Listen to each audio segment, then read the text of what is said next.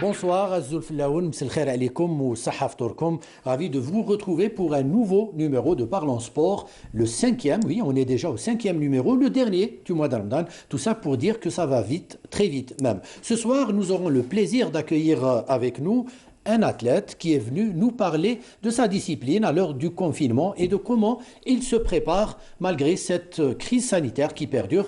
Nous avons donc avec nous Sid Ali Boudina. Sid Ali, Msel Khair, Sahaf Tork, qui est bien. Msel Khair, bonsoir à vous, Sahaf Torkom, et merci pour l'invitation. Voilà, et puis ce soir, nous serons accompagnés, vous et moi, Sid Ali, de quelqu'un que vous connaissez très bien, puisqu'il s'agit de notre ami Mokhtar Hamani. Mokhtar, bonsoir, Sahaf Tork. Bonsoir Halim, Sahaf Torek, Sid Ali Boudina, un Olympien digne de cette... digne de ce nom. Digne de ce nom. Voilà. Alors, pour ceux qui ne connaissent pas Sid Ali Boudina, Mokhtar, vous avez choisi une séquence où il nous parle de lui, c'est bien ça? Oui, c'est un Olympien, je le disais, c'est un quart de finaliste, c'était un résultat historique. Rappelons que c'est un rameur. C'est un rameur, c'est dans la spécialité d'aviron, c'était à Rio en 2016, lui et Amin Arouba. Ils avaient réalisé cet exploit et sans grands moyens, il faut le rappeler, de se qualifier pour des quarts de finale. C'était un résultat historique. On était présents en tant que Canal Algérie, en tant que télévision algérienne. Et donc, la séquence que nous avons choisie, c'est juste avant les championnats d'Afrique que l'Algérie organisait ici à Tipaza, en 2014. Au barrage de Boukhara en 2014. Donc, c'était 2 ans avant les Jeux de Rio. Et Nordin Hani, son oncle, qui est notre consultant, lui a dressé un petit portrait. Il a interviewé sur sa carrière et surtout sur ses championnats d'Afrique que nous allons voir avec grand plaisir. Voilà, on regarde.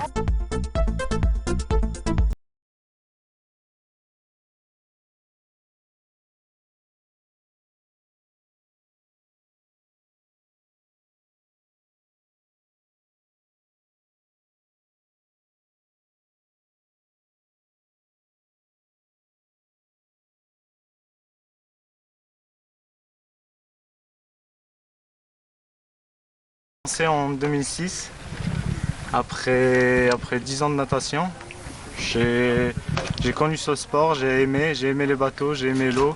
Donc je suis tout de suite rentré dans le bain, comme on dit. Avec quel club? Avec le sport nautique d'Alger.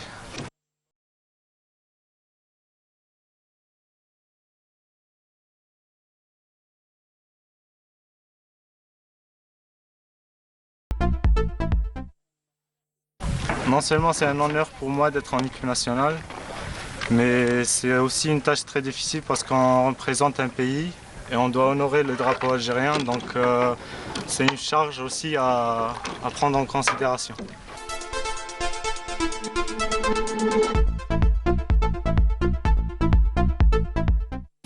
Voilà, donc vous parliez d'une responsabilité, celle de représenter l'Algérie. Et je rappelle que vous êtes deux à vous être qualifiés au JO de Tokyo, vous et Kamel Aïdaoud, c'est bien ça. Quand l'Algérie soit représentée comme ça par 2 athlètes en aviron, c'est plutôt un bon résultat ou pour un pays comme l'Algérie, c'est plutôt mince comme résultat? Non, c'est plutôt un bon résultat parce qu'on emmène 2 athlètes au lieu d'un seul. Et l'aviron aussi, c'est un sport collectif, donc 2 personnes, ils rament en double. Donc on a la chance de qualifier 2 personnes au jeu. Certes, ils rament dans le même bateau, mais pour l'Algérie, il y aura 2 athlètes qualifiés aux Jeux Olympiques de Tokyo. Non, quand je dis ça, je veux dire, est-ce qu'une nation comme l'Algérie pourrait éventuellement être plus représentée dans une telle discipline? Oui, bien sûr, une nation comme l'Algérie, en sachant que l'Algérie a beaucoup de barrages, 45 barrages en tout. Donc certes, ils sont dans des zones un petit peu éloignées, pas proches des villes. Mais on peut investir sur ces barrages-là et l'Algérie, je pense qu'au futur, elle peut être bien représentée au jeu. Une question toute simple, Sidi Ali.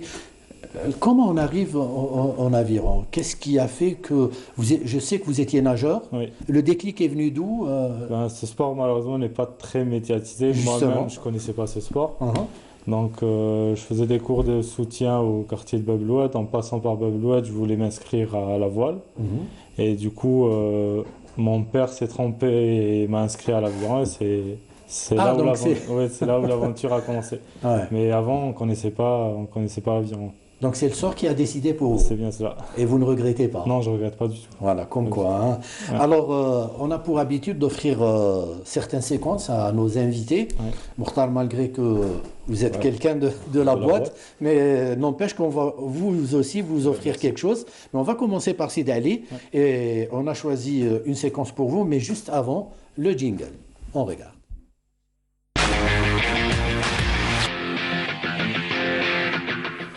Alors, vous parliez tout à l'heure de représenter l'Algérie. Moi, je vais vous proposer des images de quelqu'un qui a dignement représenté l'Algérie.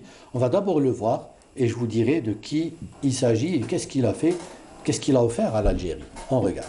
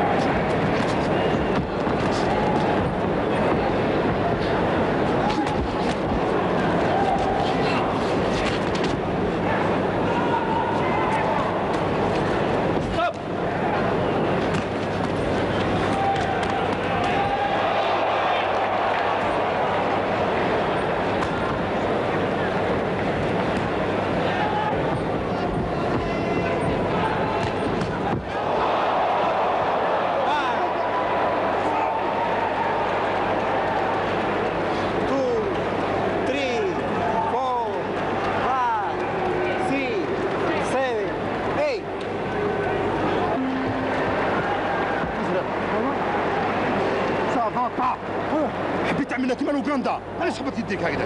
ماشي حبط يديك باش يخلف موسى. خذ راي خذ رايي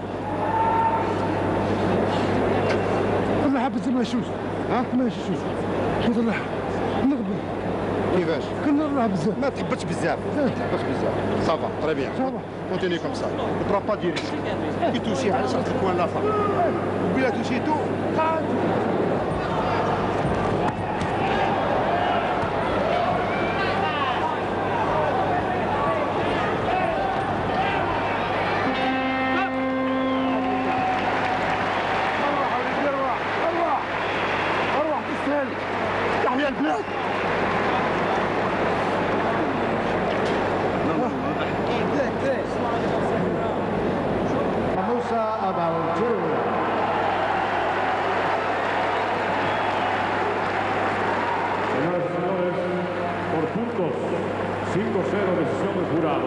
Esquina roja, Mustafa. Winner of the bronze medal, representing Algeria, Mustafa Moussa.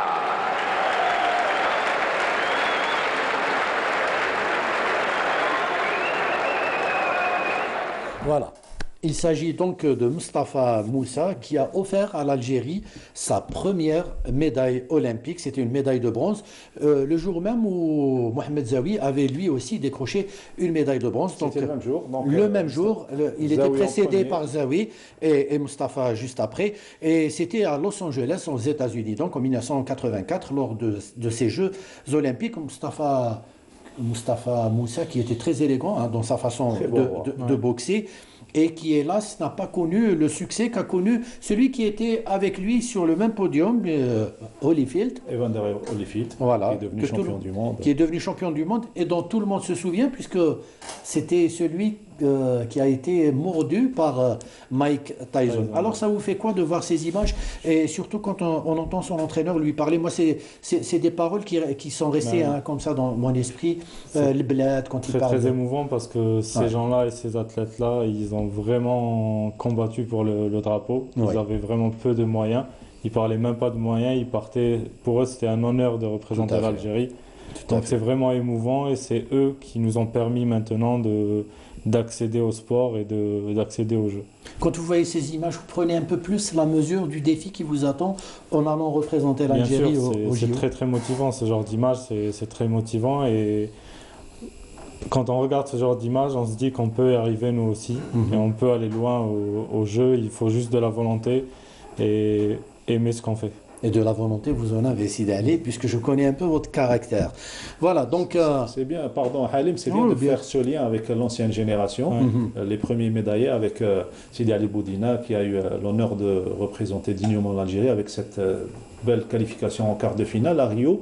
Il faut rappeler que c'était 21 ans après la création du comité olympique et 22 ans après l'indépendance du pays.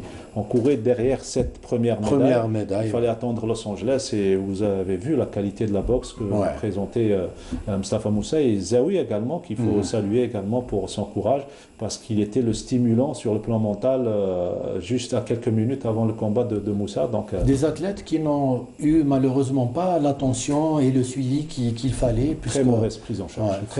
Il faut le dire aujourd'hui, il faut le reconnaître, que la prise en charge, juste après avoir eu une médaille, il n'y avait rien comme moyen pour continuer, pour verser dans le professionnalisme juste après. Donc ça a donné ce résultat. Et le boxeur anglais qui avait battu justement Moussa lors de ce combat, lui également est devenu champion du monde. Voilà, c'est dire qu'on est passé à côté d'une grande carrière d'un boxeur qui s'appelle Moussa Moustapha, malheureusement. Alors, Mokhtar, on va vous offrir à vous aussi un petit cadeau. Et c'est justement une façon, dans Parlons Sport, de rendre hommage à des athlètes qui ont vraiment dignement représenté l'Algérie. On regarde. وأحد الآمال لرياضة ألعاب القوى الجزائرية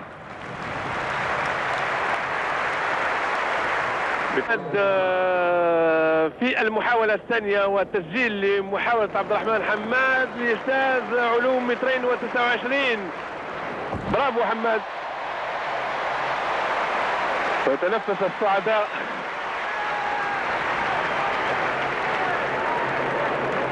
في الوقت اللي صاحب أحسن نتيجة عالمية لهذا الموسم يخفق في اجتياز هذا العلو في المحاولة الثانية.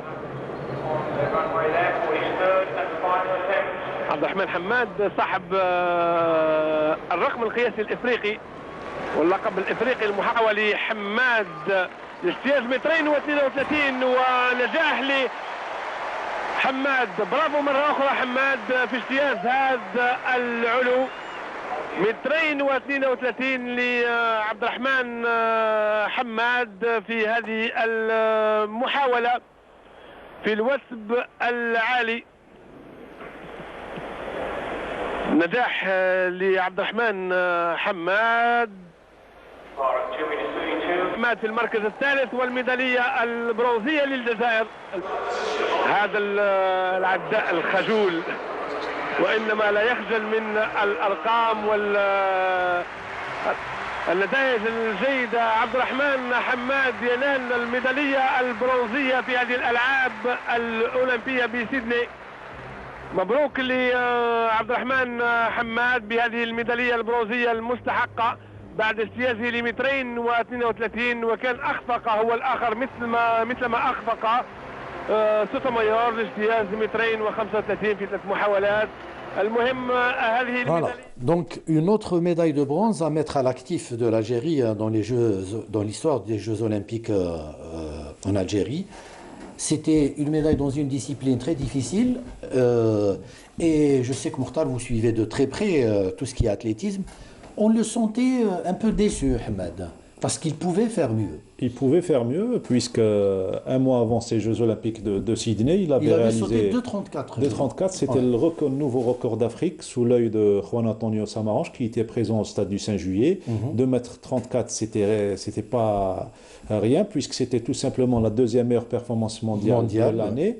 2,32 également, il réalise un excellent résultat dans une finale de Jeux Olympiques et juste derrière le recordman du monde, Javier Sotomayor, ouais. le Cubain. Et c'était quelques jours après le décès de son frère Youssef, qui était également un sauteur en hauteur, un champion également, qui venait juste après Abdelrahman Hamad. L'enfant de Délice a prouvé encore une fois qu'on pouvait avoir des médailles, nous les Algériens, dans d'autres disciplines autres que le 1500 mètres, qui est notre spécialité de prédilection. Voilà, pour peu que la volonté soit là, comme on l'avait dit tout à l'heure. Vous connaissez Abdelrahman Hamad? Oui, on le connaît, on a la chance de le côtoyer jusqu'à maintenant parce qu'il est resté toujours actif dans le milieu du sport, au comité olympique. Donc c'est le responsable des athlètes. Donc il nous conseille beaucoup, Hamad. Il part souvent avec nous quand il s'agit de Jeux olympiques, il nous accompagne.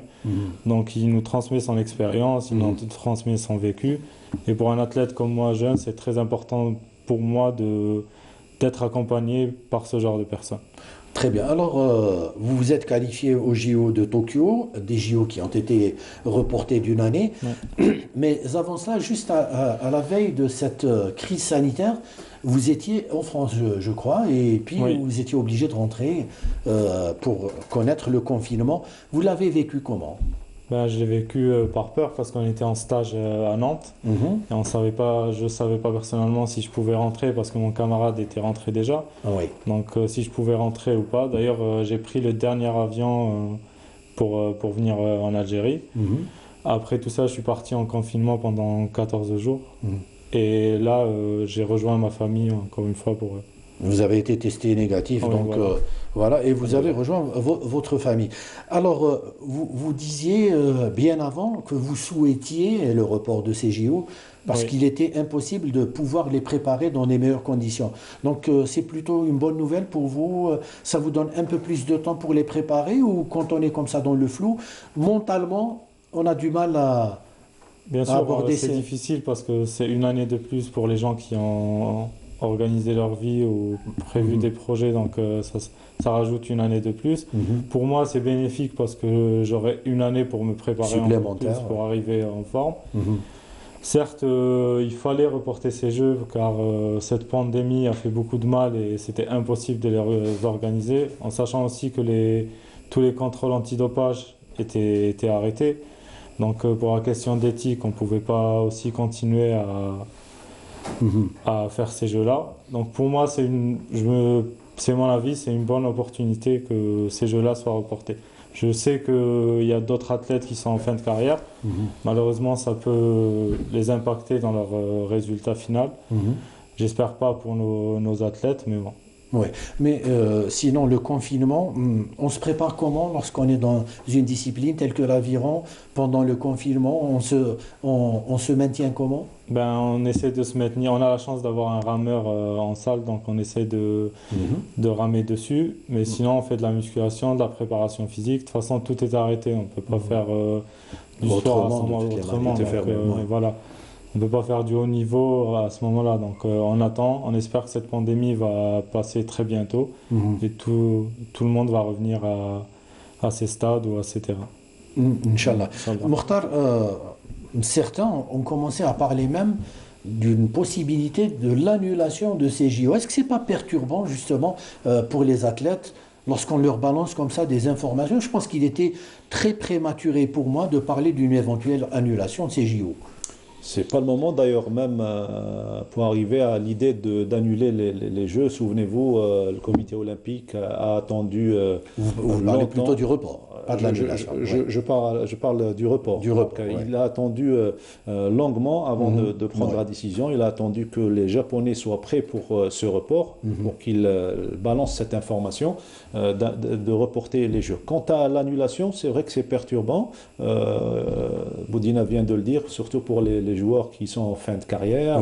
Ils comptent beaucoup sur ils se sont préparés d'ailleurs pour cette compétition de grande envergure. Et là, d'entendre dire, et des fois c'est même pas des informations fiables, d'entendre dire que les Jeux pourraient être annulés, c'est une frustration et surtout c'est une déception. C'est une déception et donc sur le plan mental, il va falloir gérer ça et attendre, est-ce que vraiment ils vont être annulés ou pas. Sur le plan mental, est-ce que vous les athlètes, vous êtes suivis ou pas vraiment, c'est-à-dire psychologiquement? On est peu suivi ici en Algérie, malheureusement. On ne donne pas beaucoup d'importance à la préparation à cet mentale, aspect-là, ouais. aux psychologues aussi, aux sophrologies qui sont très très importants pour un athlète pour qu'il soit performant. Parce que dans ces situations-là où l'athlète s'est donné à fond pendant 4 ans, parce que les Jeux se préparent pendant 4 ans, et qu'au final il ne sait pas, il est dans le doute, il ne sait pas si c'est annulé, si c'est pas... L'athlète a une vie aussi, il l'a mise de côté, donc pour moi c'est très important de Il est bien placé, Halim, pour en parler, surtout du côté mental, puisqu'après les Jeux, il avait, en plein vol, retour Rio-Alger, il avait annoncé sa fin de carrière. Justement, je voulais revenir sur cet épisode-là, puisque, rappelons à nos chers téléspectateurs que vous aviez participé au JO de Rio en 2016. D'abord, ça fait quoi de participer à des Jeux olympiques? C'est un honneur, c'est le rêve de chaque athlète, tout simplement. C'est un rêve olympique. C'est un rêve, le rêve olympique qui se réalise. Oui. Et là, vous prenez un peu la mesure de l'exigence mondiale. Hein. C'est un autre niveau. Quel enseignement avez-vous tiré justement de cette participation? En tant qu'Algérien et fier de représenter mon pays, j'ai voulu le représenter. J'ai fait quart de finale aux Jeux de Rio et j'ai voulu ce qui n'était pas rien. J'ai voulu faire mieux. Je sais que si on s'entraîne, si on s'entraîne dans le cadre sérieux, on peut aller très très loin. Malheureusement, j'ai dû arrêter ma carrière car j'ai vu que les choses n'étaient pas vraiment adaptées pour faire du haut niveau ici. Donc j'avais pris la décision d'arrêter ma carrière. Pourtant, vous dites que l'Algérie n'a rien à envier aux autres nations. Hein. On a des bassins, des bateaux, des centres d'entraînement, centre médical, hein, notamment avec le CNMS qui suit les athlètes. Qu'est-ce qui nous manque donc, puisque les moyens sont là? Il nous manque des hommes, tout simplement. Il nous manque des hommes. Malheureusement, le sport a été investi par des gens qui n'ont aucun rapport avec le sport. Et avoir toutes les disciplines qui ont fait le beau jour du sport algérien qui disparaissent maintenant, c'est tout simplement un problème d'homme, comme j'ai dit. Les gens ne veulent pas, ne sont pas passionnés par le sport, et malheureusement, quand on n'est pas passionné par quelque chose, on n'a pas de résultat. Mokhtar, justement, c'est stratégie également. À juste titre, justement. Quand on rend comme ça hommage à des Mustafa Moussa, à des Zawi et tout, nous prenons la mesure que l'Algérie n'avait pas beaucoup de moyens à l'époque et pourtant elle a réussi à faire de très bons résultats. Maintenant, sur le plan moyen, il faut dire que l'Algérie est plus dotée aujourd'hui qu'avant. Et pourtant, les résultats ne suivent pas. C'est quoi? C'est un problème de politique? C'est un problème de gestion? Je vais un petit peu vous contredire. À l'époque, on commençait à devenir une grande nation de sport. Et en matière de moyens, ici en Algérie, on pouvait trouver de tout. Même les nations étrangères, la RDA, venait s'entraîner ici, au stade du 5 juillet, au stade annexe, concernant les athlètes. Mais nous sommes passés par des périodes très difficiles, notamment la décennie noire, et pourtant les résultats étaient là. C'était une résultante qui s'était préparée lors des années 70-80 pour arriver à un tel résultat. Il y avait une bonne prise en charge, il y avait le fameux contrat-programme pour les athlètes. Il y avait un certain Aziz Derouaz qui avait bien préparé ces Jeux de Sydney. C'était d'ailleurs la meilleure participation avec 5 médailles et la belle médaille de Beni Demerah sur le 1500 mètres. Il y avait une stratégie. En parlant de stratégie, donc, quand vous dressez une stratégie, vous placez les hommes qu'il faut, ce qui manquait, comme disait les objectifs. Et donc, un travail à long terme, bien tracé, bien élaboré, et ça donne forcément un résultat positif. Il ne pourrait pas y avoir d'autre résultat que la réussite quand on a une bonne stratégie. Aujourd'hui, la stratégie manque.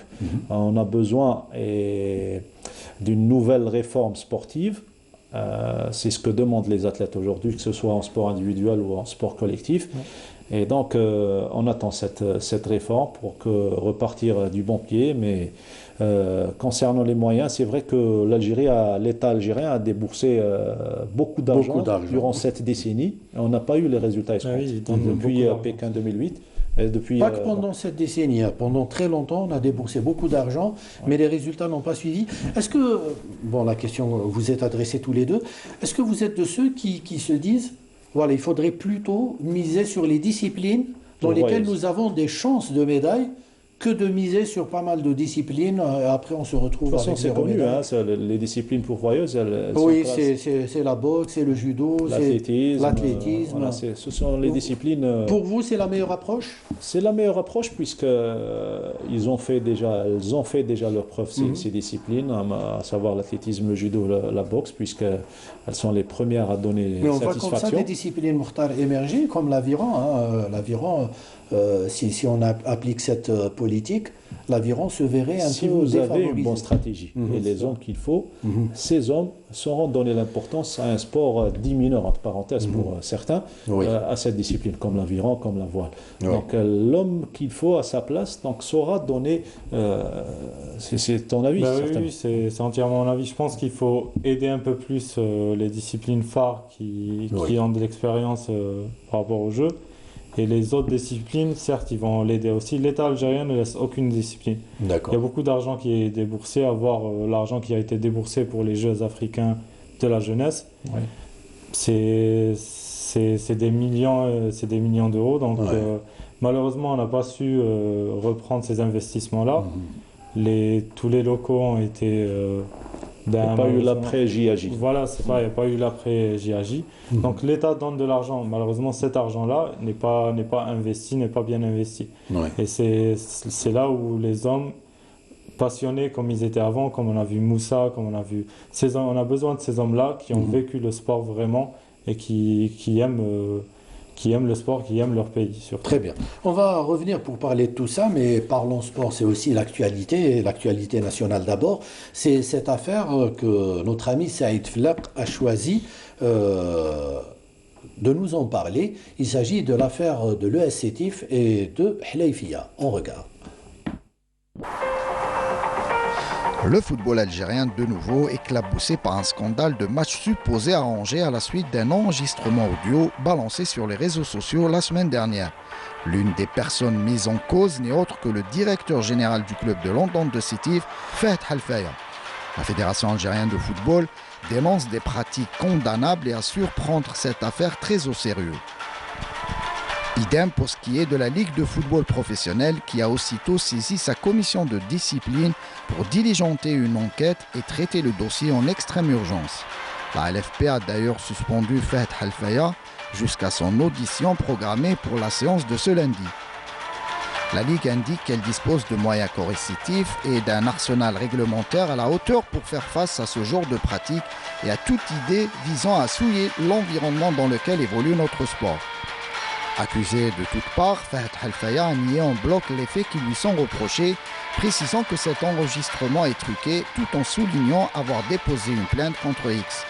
La direction de l'Entente assure quant à elle que cet enregistrement vise la déstabilisation de l'équipe à travers son directeur général. Le ministre de la Jeunesse et des Sports, Sidi Ali Khaldi, a lui aussi dénoncé ces pratiques, assurant ne ménager aucun effort pour lutter contre toute forme de corruption. En attendant les résultats de l'enquête, une chose est sûre, le football national n'avait aucunement besoin d'une telle mauvaise publicité, notamment en ces temps de crise sanitaire. Voilà, une affaire dont on se serait volontiers passé. C'est des affaires qui reviennent à chaque fois et pourtant on ne voit pas de suite. On entend souvent parler de corruption, notamment dans le monde du football. Mais quand ça sort au niveau de la presse, donc ça fait mal et c'est pas beau à entendre. Là, c'est certes, on va attendre les résultats. Exactement, on va parler au conditionnel parce que l'enquête. La fédération et la ligue qui vont faire leur travail convenablement, comme ils ont l'habitude de faire dans pareille situation. Mais c'est vrai que ça entache un petit peu le côté sérieux du sport. Donc le respect de l'éthique n'est pas respecté.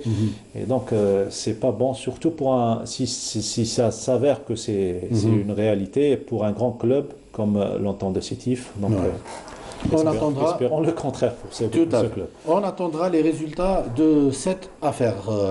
Et merci Saïd Flaq pour ce sujet. Alors notre ami Rafiq Hamadesh a choisi un autre sujet un peu plus sympa, puisqu'il s'agit d'une infrastructure que tout le monde attend. Voilà. À l'heure du confinement, les gens bossent, continuent de bosser. Il n'y a pas que vous, Mokhtar Hamani. Et vous. Donc, et moi, bien sûr. Donc, il y a des gens qui continuent de travailler pour mettre à niveau justement le stade Mustafa Chaker, où joue souvent notre équipe nationale. Alors Rafiq Hamidash est parti voir ces gens-là qui travaillent sur le stade Mustafa Chaker. On regarde. Après 2 mois de confinement, voici l'état de la pelouse du stade fétiche de tous les Algériens, le stade du Chéhid Mustafa Chaker. Derrière ce résultat, une dizaine d'agents d'entretien, dont Amir Mar, qui nous dévoile son secret. Le gazon, أنا حبيته. وحتى واحد ما صيف عليا نقعد هذا الوقت. حتى واحد ما راه مصيف عليا قال تريح هذا الوقت ولا تجي الصباح بكري ولا. أنا حبيت الغازون. والحاجة كي تحبها تعطيك النتيجة، شوف. Malgré le sous-effectif et le confinement, les travaux se poursuivent grâce à la volonté et à la détermination de tous. Les travaux qui sont en cours de réalisation, on a la peinture du stade, on a la rénovation de la salle de conférence, on a fait élargir la salle de conférence, on a fait sortir la chaudière à l'extérieur du stade primo. Secondo, on a transféré la zone mixte pour les 2 équipes derrière les gradins. On a séparé et tout ça c'est pour réussir les grands événements. Tant que les poulains de Belmadi souhaitent toujours recevoir ici au stade Chaker. Sauf que réunir tous les moyens afin de répondre aux exigences de notre sélection nationale et surtout aux normes FIFA est un véritable casse-tête pour le directeur du complexe sportif Mustafa Chaker et le directeur du secteur de la wilaya de Blida. On gère le stade Mustafa Chaker avec une dizaine d'ouvriers sur une superficie de 26 hectares avec 3 terrains. Un terrain principal et les 2 terrains annexes en synthétique et en gazon naturel. Et on a la salle OMS à côté, on a la piscine à côté. C'est pas facile. Et on a presque 32 postes budgétaires bloqués. Oui, c'est sur le plan d'investissement, sur le plan des travaux, nous avons bien sûr demandé une opération importante que nous avons estimée à 200 milliards. Pour la réhabilitation et la mise à niveau et l'équipement du complexe dans sa globalité. Ils nous ont alloué 2 opérations. On a inscrit durant l'année 2020 2 opérations, à savoir la première c'est études, suivi, réhabilitation, mise à niveau et équipement du stade Chéhid Mustafa Chaker à une enveloppe qui s'élève à 400 millions de dinars, c'est-à-dire 40 milliards de centimes. Donc c'est un montant important et qui va nous permettre de prendre en charge par ordre de priorité les éléments les plus importants et on va se concentrer surtout sur les paramètres qui rentrent dans le cadre des exigences de la FIFA. Procéder par ordre de priorité, une solution qui permettra de gérer mieux le budget alloué et de remettre le stade aux normes FIFA.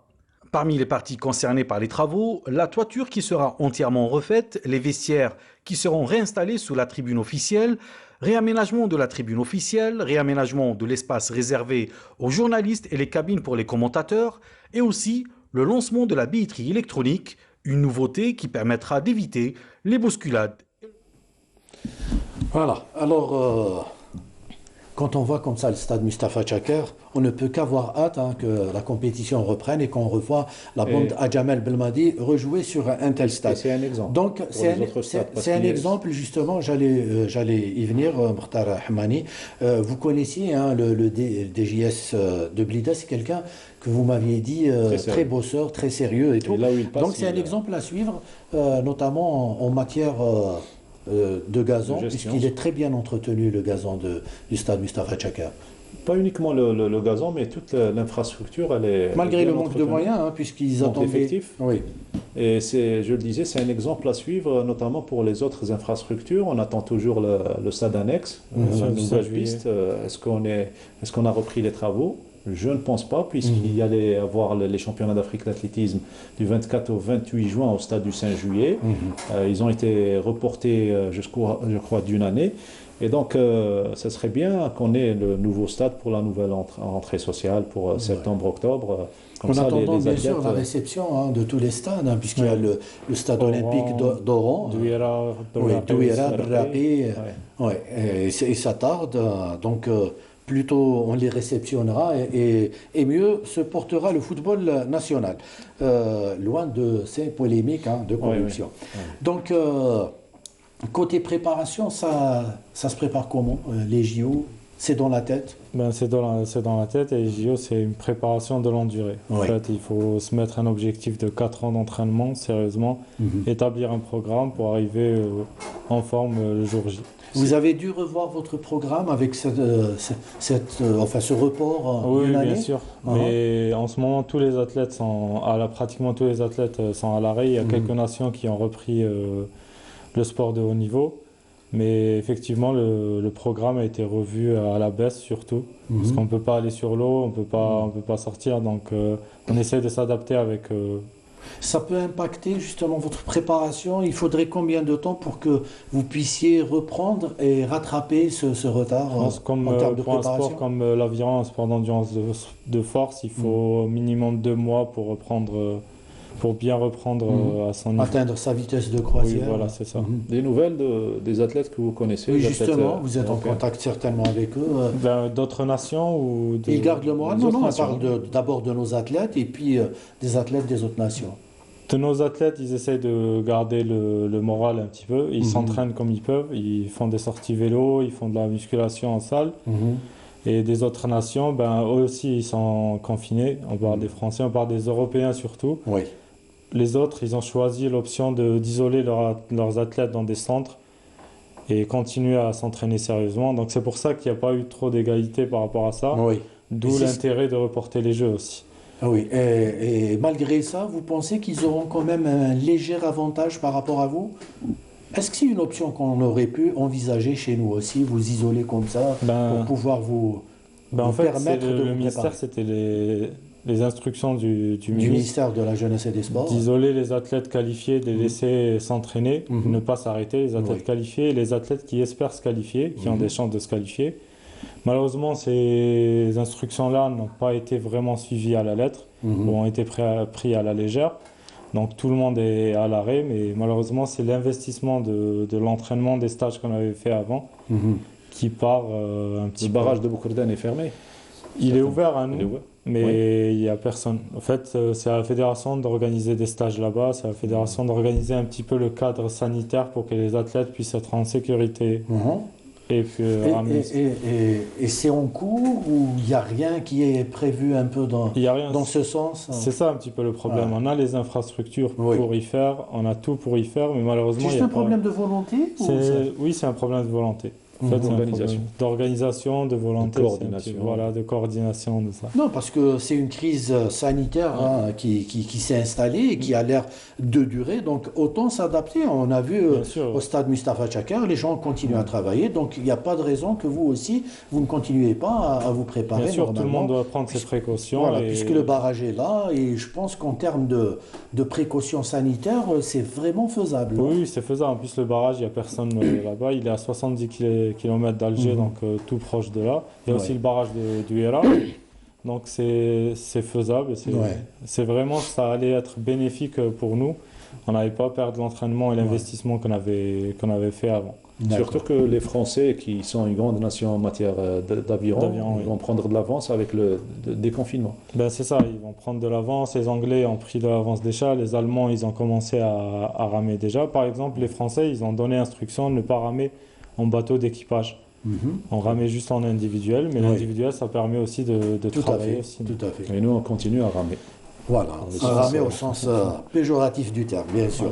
J'espère que votre appel soit entendu par les responsables de la fédération, justement, concernés.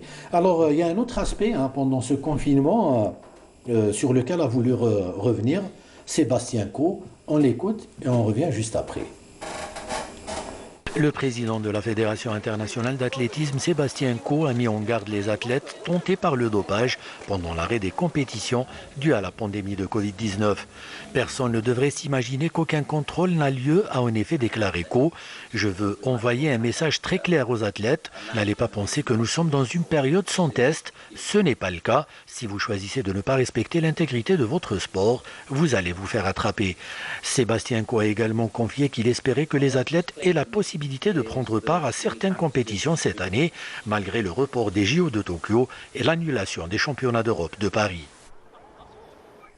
Voilà, donc c'est une information que nous avions donnée la semaine passée sur laquelle je voudrais justement qu'on revienne aujourd'hui avec vous, Sidali Boudina. Le dopage, est-ce que vous entendez parler comme ça du dopage pendant cette période de confinement? Oui, bien sûr. Est-ce qu'il y a un risque justement de relâchement, on se dit on va pas être testé de toutes les manières, donc autant en profiter. Il y a un risque, j'avais parlé d'où l'importance du report des Jeux, parce que tous les tests antidopage ont été arrêtés. Donc du coup, les athlètes malhonnêtes ou les fédérations malhonnêtes peuvent utiliser cette période-là pour doper leurs athlètes, en sachant que le dopage a toujours une longueur d'avance par rapport à l'antidopage et aux chercheurs. Donc 3 mois, c'est suffisant pour doper leur athlète et pour faire ce qui est interdit. Généralement, les tricheurs sont forts en calcul. Hors trêve, il n'y a pas une trêve. Et là, avec cette trêve qui va dépasser les 8 mois, voire une année, donc ils vont en profiter pour se doper, parce qu'ils ont un programme. Ils passent par une période de dopage, après il y a une transition, pour les athlètes, donc ils s'entraînent pour voir les effets du dopage, ils vont se redoper, donc ils vont profiter de cette période, et le contrôle, comme il est absent, donc c'est ça, le dopage, il est absent entre guillemets, puisque Sébastien Coe déclare qu'il y a un risque justement qu'il y ait comme ça des tests inopinés de temps en temps, donc il faut faire très attention. Là maintenant pour le déconfinement, mais avant c'était impossible quand il y avait le confinement, l'agence antidopage ne pouvait pas se déplacer jusqu'aux athlètes, donc c'était quasiment impossible. Maintenant avec le déconfinement, certes, peut-être que chaque nation va prendre en charge ses athlètes, mais le travail reste encore difficile pour détecter tous les athlètes internationaux comme cela se faisait avant. C'est bien de parler de contrôle inopiné. Juste pour information, Usain Bolt, l'actuel recordman du monde du 100 et du 200 mètres, avait subi lors de l'année olympique 2016 plus d'une 60aine de contrôles inopinés. Donc vous êtes dimanche, jeudi prochain vous avez une fête, vous devez informer l'IAF que vous partez à tel endroit pour une fête. Et donc c'est une vie infernale. Et là, en tout cas, comme on dit, il n'est pas interdit de tricher, mais il est interdit de se faire attraper. Donc, gare aux tricheurs. Alors, il y a aussi une information que nous attendions depuis un moment, c'est la reprise des championnats de football. Et le premier pays à donner le là, c'est bien sûr l'Allemagne, qui, la parenthèse n'aura finalement duré que 2 mois, même amputé de supporters et de célébrations. Le football a fini par retrouver les pelouses. Un retour attendu de toutes parts qui a offert à la Bundesliga, premier championnat à s'exposer au risque de la reprise malgré la pandémie de Covid-19. Un coup de projecteur unique, mondialement retransmise. Cette reprise devrait avoir attiré, selon plusieurs estimations, près d'1 milliard de téléspectateurs. C'est donc au bas mot des centaines de millions de personnes qui ont assisté au derby entre le Borussia Dortmund, 2e, et Schalke 04, qui est 6e au championnat, ainsi qu'aux autres rencontres organisées à l'occasion de cette 26e journée du championnat allemand. Des matchs organisés à huis clos complets et avec toute une série de protocoles sanitaires, de nombreux tests parmi les joueurs et l'encadrement en amont, des ballons désinfectés plusieurs fois par match et des contacts entre joueurs limités au strict minimum. Fait marquant de cette journée, c'est le droit Mortar à 5 remplacements au lieu de 3 pour éviter les blessures aux joueurs après 2 mois d'arrêt. Le Borussia Dortmund qui a battu Schalke 04 par 4-0, donc le Borussia Dortmund qui frappe très fort, alors que l'autre Borussia Mönchengladbach, lui a battu Francfort 3-1 avec un but sur penalty de notre international Rami Ben Sebaini et une passe décisive. Donc ça commence bien pour notre international Rami Bensebaini. Est-ce que vous pensez que les autres nations européennes vont suivre l'exemple allemand, contrairement aux Français qui, on commence à dire qu'ils ont été très, très speed en matière de décision et qui peut-être risquent de regretter cette décision d'arrêter complètement le championnat. En tout cas, il y a plusieurs présidents de clubs, notamment celui de l'Olympique Lyonnais, qui est en train de faire un vrai forcing pour revenir sur cette décision, contrairement à d'autres nations qui vont certainement emboîter le pas aux Allemands et déclarer la reprise du championnat après le déconfinement, certainement, mais les clubs se préparent. En Italie, on a vu beaucoup de clubs se préparer, notamment là où nos joueurs évoluent. Et donc, certainement, ils vont rejoindre l'idée des Allemands en matière de reprise du championnat. L'Allemagne avait peut-être un avantage, puisque ce n'était pas un pays très touché justement par cette pandémie, contrairement à l'Italie et l'Espagne et même l'Angleterre qui étaient sévèrement touchés. Oui, mais l'Allemagne, ils ont pris l'initiative de tester un petit peu le test massif. Oui. Donc les chiffres sont montés dernièrement, mais comme ça, avec les tests, au moins ils ont pu contrôler un petit peu cette pandémie.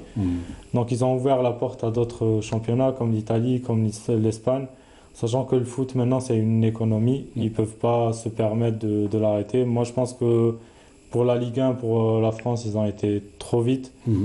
En annulant ce championnat-là, ils vont avoir beaucoup d'impact négatifs sur l'économie, sur plusieurs... On parle de reprise surtout dans le monde du football et on ne parle pas des autres sports. C'est juste parce qu'il y a un enjeu financier très important. C'est beaucoup plus ça. Même les prises de décision dans d'autres domaines autres que le sport sont directement liées à l'aspect financier. Le foot pourrait être la locomotive pour les autres sports, mais on va attendre la reprise de plusieurs championnats avant qu'il y ait reprise dans d'autres disciplines. D'autres disciplines ont annulé tout simplement les compétitions comme le basket, comme le hand, ils ont arrêté les championnats. La natation chez nous, aussi l'ont déclaré hier. Donc, oui, la natation chez nous, c'est bon. Donc je pense que l'aspect économique a joué beaucoup pour le foot et pour les championnats. Les droits TV. Les droits TV aussi.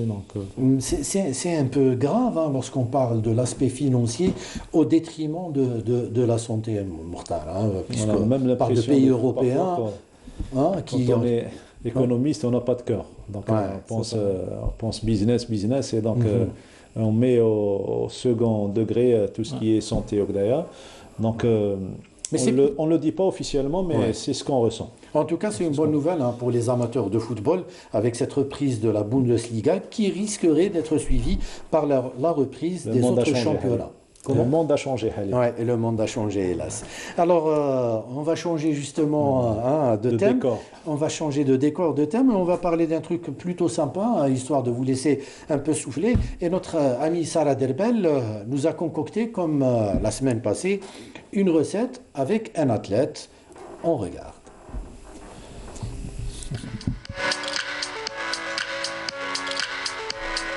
هشام واش راك حاب تزيد منه؟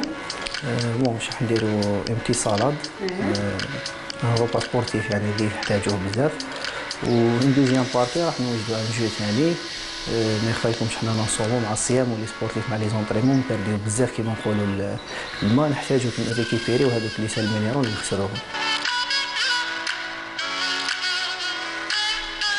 يعني ما فوت لك 5 ساعات بس تاكل زيت شويه ما يفوتلكش هذا بون الحاجه الاولى نبداو نبريباريو عندنا شويه زبيب عندنا معاه اللوز هادوك توجدوهم من قبل هادو هما موجودين من قبل ما نقدروا نشروهم ديريكتومون ماشي حاجه اللي بريباراو لا وعندنا البنان تاعنا وعندنا لولي وشوكولا.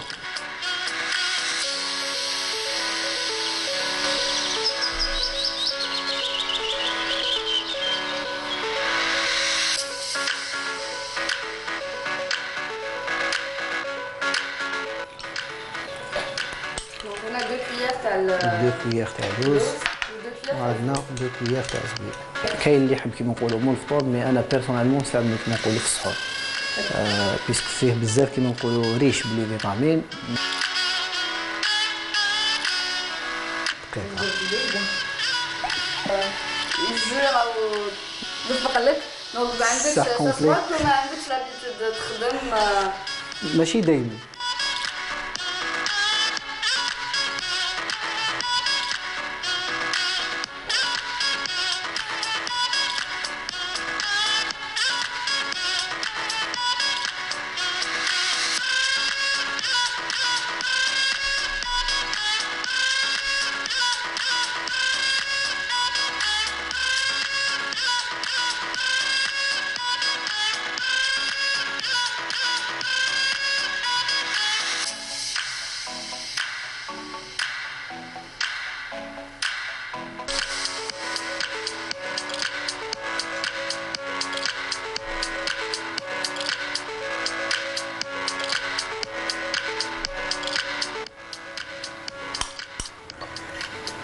هذاك في الطول ما راكش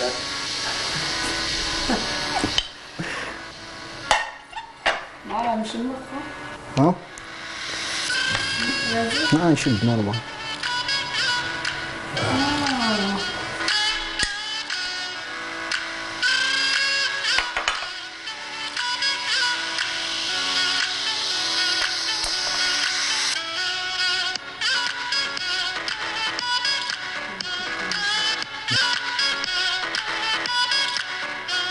Donc le jus au banane ou au chocolat كانوا لي زاموند لي زاموند وعندنا لاصابل تاعنا زدنا لها شويه طون وشويه شباح مع بيسك العين كيما قلنا قبيل تاع كلسي شبحناها شويه.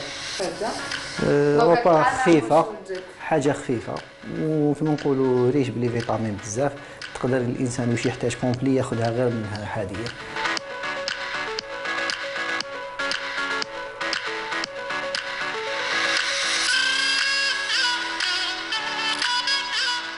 C'était donc la rubrique Un athlète, une recette avec cette fois-ci le karatéka Hicham Nemla. Sidali, vous cuisinez? Je cuisine souvent. Souvent. J'adore faire ça. J'ai vécu longtemps tout seul. Oui. Dans mes études, donc ça aide, hein, ça aide beaucoup. Et l'alimentation, c'est très important pour la carrière d'un athlète et pour les performances de l'athlète aussi. Donc il faut savoir cuisiner et ne pas manger dehors pour avoir une alimentation saine. Donc j'ai appris à cuisiner petit à petit. Et j'ai pris goût à cette... Et donc vos recettes préférées par exemple? Le couscous. Qu'est-ce que vous réussissez? Le couscous. J'arrive à faire tout. Au début j'arrivais pas, mais au début c'était plutôt pâtes, des trucs basiques. Mais au final j'ai réussi à faire des couscous, j'ai réussi à faire pas mal de plats. C'est un repas complet, le couscous. Oui, c'est un repas très complet. Conseillé pour les sportifs. On le voit maintenant, c'est à la mode, c'est devenu à la mode le couscous, le boulgour aussi, pour les sportifs. Alors la réalisatrice me pose la question, vous avez appris ça comment? À partir d'Internet ou c'est les recettes de la maman? Au début on appelle la maman et après on essaye de chercher un petit peu sur Internet, on trouve de tout maintenant, il y a des applications, il y a YouTube aussi qui peut nous aider. Donc on apprend de tout et au fil du temps, franchement la cuisine c'est assez facile quand on y prend goût, on réussit souvent. Le risque lorsqu'on suit comme ça sur Internet une recette, le risque c'est de perdre la connexion en plein... connexion. En demi-repas. Mokhtar, vous cuisinez pas trop? Je sais cuire que les frites, c'est tout. Je dois m'y mettre. Vous l'amateur de bouzlouf, vous ne savez faire que des frites. Je sais bien manger, mais comme l'a dit Brahmia dernièrement, mais cuisiner, c'est pas mon dada. Et on vient de voir, c'est parfait exemple pour un athlète, un repas copieux, une salade de riz, donc, avec du thon, de la tomate, c'est un repas vraiment complet. Mais je peux vous dire que la vie d'athlète, quand on est athlète, il y a des interdits. On ne peut pas toucher à tel repas avec sauce et tout ça. Mais juste après la fin de carrière, vous allez voir comment Boudina va prendre des on se lâche et on rattrape. On rattrape tout ce qui s'ensuit, toute la panoplie. Très bien. Alors, on arrive pratiquement à la fin de l'émission. Et l'une des rubriques de cette émission, justement, c'est le no comment. Mais juste avant, le jingle.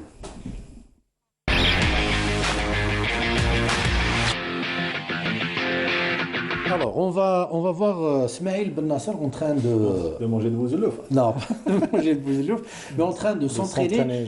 Lorsqu'on voit la prestation de Smaïl Ben Nasser sur un terrain de football, aussi bien en équipe nationale que dans son équipe de Milan AC, c'est une véritable machine. On va voir que ce n'est pas venu comme ça par hasard, mais c'est un travail vraiment acharné. On regarde.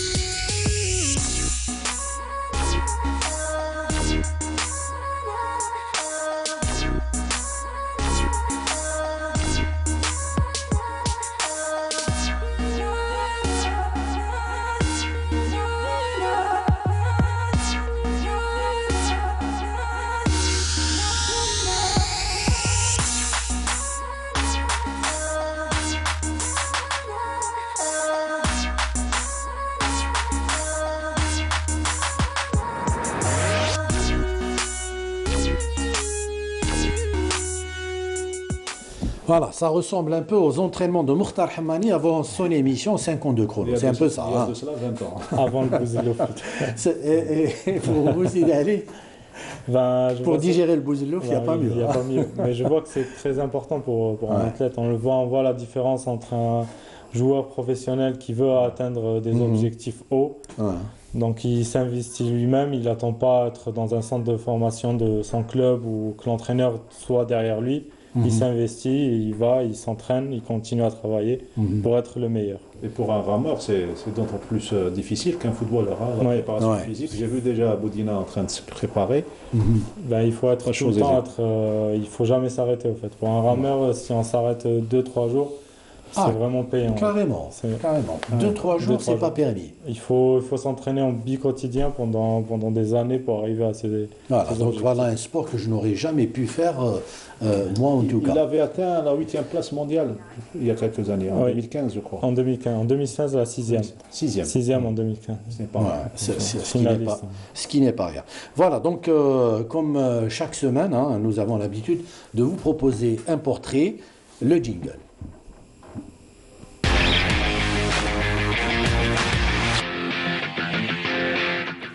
Nous parlions tout à l'heure de Mustafa Moussa et de boxe. Et donc le portrait de cette fois-ci est consacré à une figure emblématique de la boxe mondiale. Il s'agit bien sûr de Mohamed Ali. On regarde le portrait.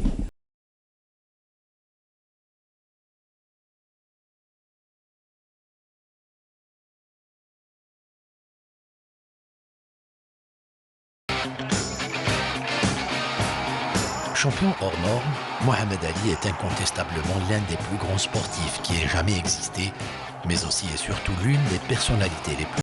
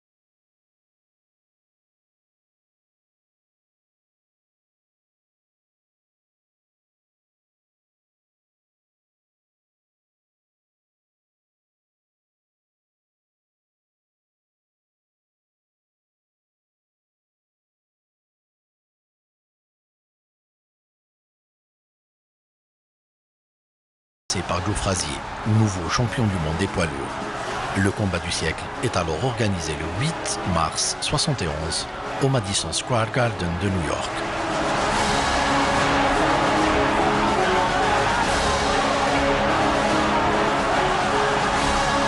Une longue route vers la reconquête de son titre l'attend alors. En 1974, Mohamed Ali a rendez-vous avec l'histoire à nouveau. Un cadre plus que surprenant, le combat contre Georges Foreman, champion en titre, a lieu à Kinshasa au Zaïre. Cette fois-ci, Ali ne se laissera pas surprendre et au terme d'un combat haletant, il redevient le meilleur poids lourd au monde. Puis c'est un champion déclinant qui perd son titre en 1976 contre Léon Spinks. Ali ne sera plus jamais comme avant, malgré quelques vaines tentatives pour récupérer son aura. Il est contraint de mettre un terme à sa glorieuse carrière en 1981.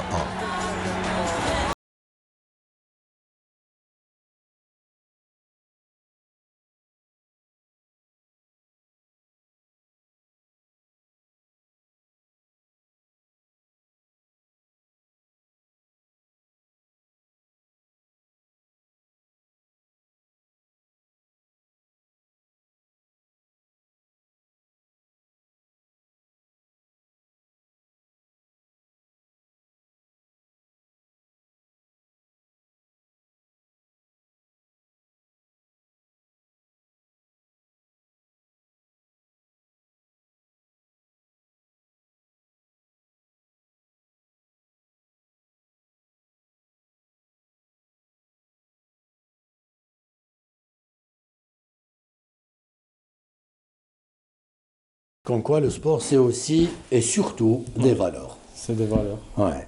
Ça vous fait quoi de voir comme ça une icône du sport mondial? C'est un champion, donc c'est un exemple aussi. C'est un exemple de sportif et en dehors du sport aussi, où le sportif doit donner aussi l'exemple et doit combattre pour des causes qui sont... On oublie, et hélas de nos jours, les sportifs s'oublient et ils ne pensent pas au fait qu'ils sont des exemples, surtout pour les enfants. Donc il faudrait qu'ils fassent très attention à ce qu'ils font. Ce n'est hélas pas toujours le cas. Mokhtar, vous avez été athlète, vous aussi, et vous avez raté votre carrière. C'est pour ça que vous avez atterri à Cannes. Merci de le rappeler. Voilà, vous avez vraiment, vous avez baigné dans l'athlétisme. 20 ans d'athlétisme, je faisais le 110 mètres, 400 mètres haies. Comme quoi la vie c'est des obstacles à franchir et donc ça a été une leçon de vie pour moi l'athlétisme. Très bien. Alors messieurs, si vous deviez conclure, vous diriez quoi? En ces temps de pandémie, donner un conseil aux gens, de leur dire de faire très attention, de respecter les consignes du ministère de la Santé pour faire passer cette pandémie-là et espérant que la vie va revenir le plus normalement possible et qu'on pourra à nouveau ramer pour ce qui est de ma part. Bien. Ramer dans le bon sens. Voilà. C'est ça. Continue à... même chose pratiquement, sauf qu'il faut parler un petit peu avec un air plutôt plus sérieux que ça, puisqu'il faut respecter aujourd'hui ceux qui se battent pour nous, qui meurent dans des hôpitaux. Et donc surtout les médecins, il faut penser à eux et avoir les choses à l'extérieur, ça n'encourage pas. Donc ce n'est pas de bon augure, mais il faut toujours rappeler, c'est notre rôle d'ailleurs, les journalistes, il faut toujours rappeler qu'il faut respecter ces gens-là. Voilà. On dit qu'une idée, c'est comme un clou, à force de taper dessus, ça finit par rentrer. Donc, s'il vous plaît, restez chez vous et faites attention à vous et aux autres. Voilà, nous arrivons au terme de cette émission. Je remercie mes deux invités d'avoir été ici ce soir avec nous. Je remercie nos techniciens du Studio 7, comme d'habitude. À leur tête, notre réalisatrice, Souad. Et puis, je vous remercie, vous, de nous avoir suivis. Et comme c'est le dernier numéro du mois de Ramadan, je vous dis donc... Sahaïdkoum d'avance. Et puis on va se quitter avec une belle chanson de notre ami Mazouz Bouadjadj. Salam. حتى يقضي الإله بلي باس كفاني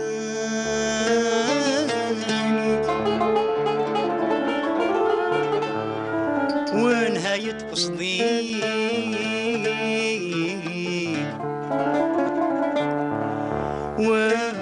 ونهاية قصدي